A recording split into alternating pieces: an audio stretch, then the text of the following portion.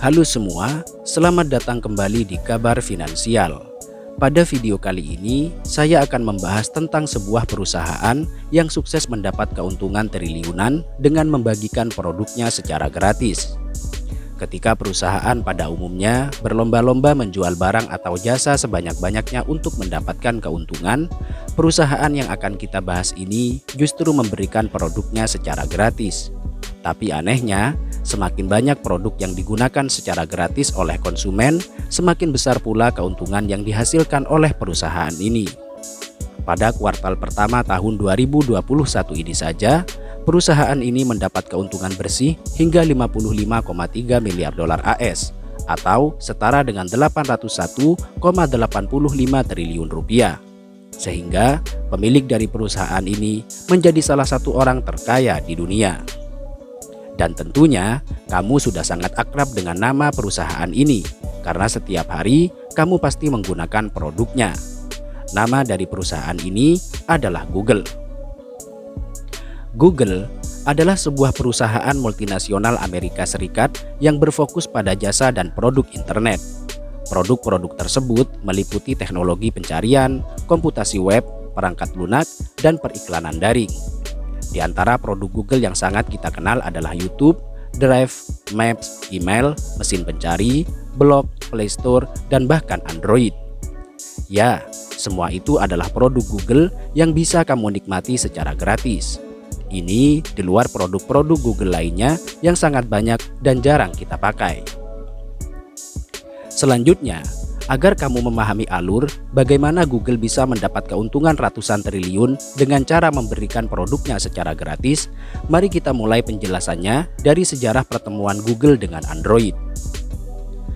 Tahun 2005, Google dipertemukan dengan Andy Rubin, seorang pengembang US Android yang kala itu sedang membutuhkan dana.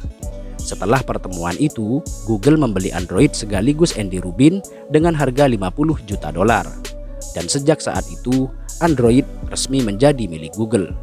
Android sendiri merupakan sistem operasi ponsel berbasis Linux yang open source yang boleh digunakan secara gratis. Karena gratis, setiap produsen smartphone bisa menggunakan sistem tersebut tanpa harus membeli lisensi. Yang dengan demikian, setiap produsen smartphone bisa menekan biaya produksi serendah-rendahnya. Itulah sebabnya kenapa para pengguna Android bisa menikmati smartphone dengan harga bahkan di bawah 1 juta rupiah. Nah, ketika kita akan menggunakan smartphone dengan basic sistem Android, hal pertama yang harus kita lakukan adalah memasukkan atau membuat email. Dalam membuat email, kita harus memasukkan beberapa data, mulai dari nama, usia, jenis kelamin, negara, dan lain sebagainya. Setelah proses itu selesai, barulah kita bisa mengakses semua fitur yang telah disediakan oleh telepon pintar tersebut. Namun, tanpa kita sadari, penggunaan kita terhadap smartphone tersebut telah membuka ruang bagi Google untuk membaca semua aktivitas kita.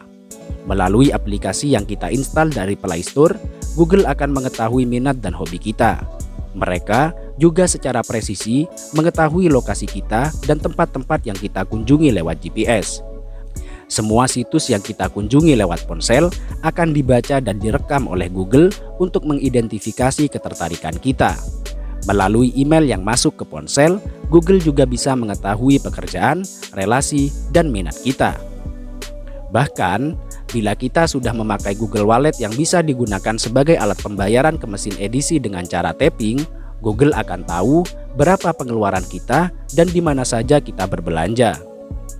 Data-data ini masih ditambah dengan data yang mereka dapatkan ketika kita menggunakan perangkat komputasi lain seperti personal komputer atau PC.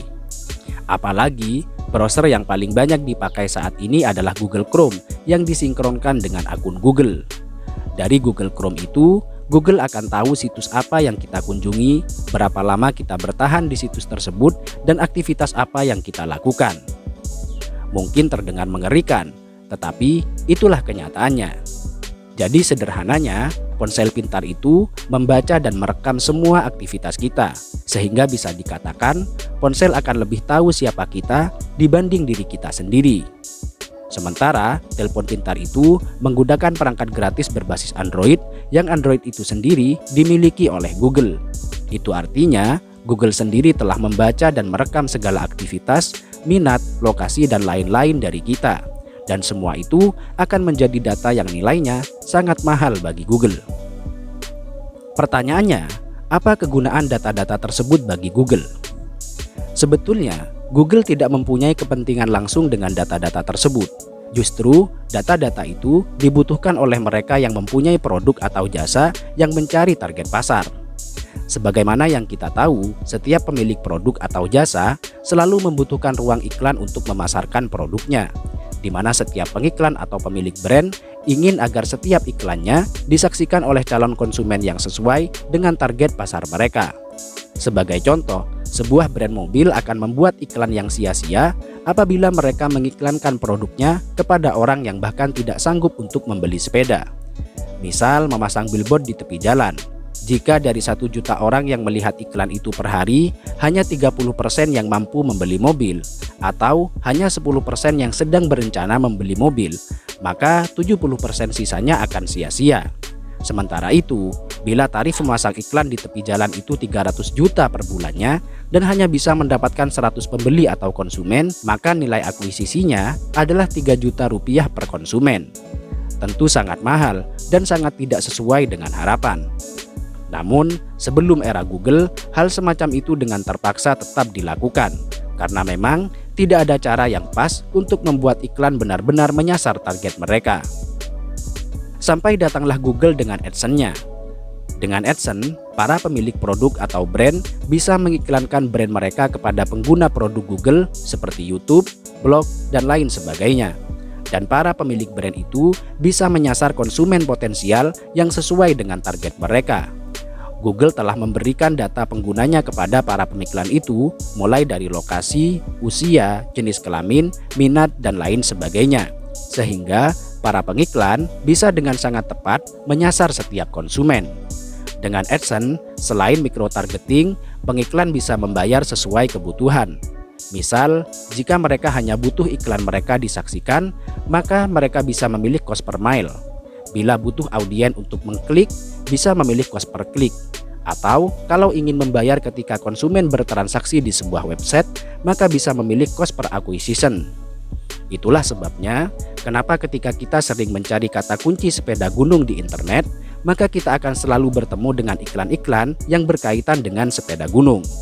Sebab Google telah membaca dan merekam perilaku dan minat kita, di mana kemudian data dan minat perilaku kita itu dijual Google kepada para pengiklan yang memiliki produk yang sesuai dengan minat kita. Jadi, Google tidak mengambil keuntungan secara langsung dari produk yang mereka buat, karena secara umum produk-produk Google boleh digunakan secara gratis. Akan tetapi, data dari interaksi kita terhadap produk itulah yang menjadi keuntungan bagi Google hingga mencapai angka ratusan triliun rupiah.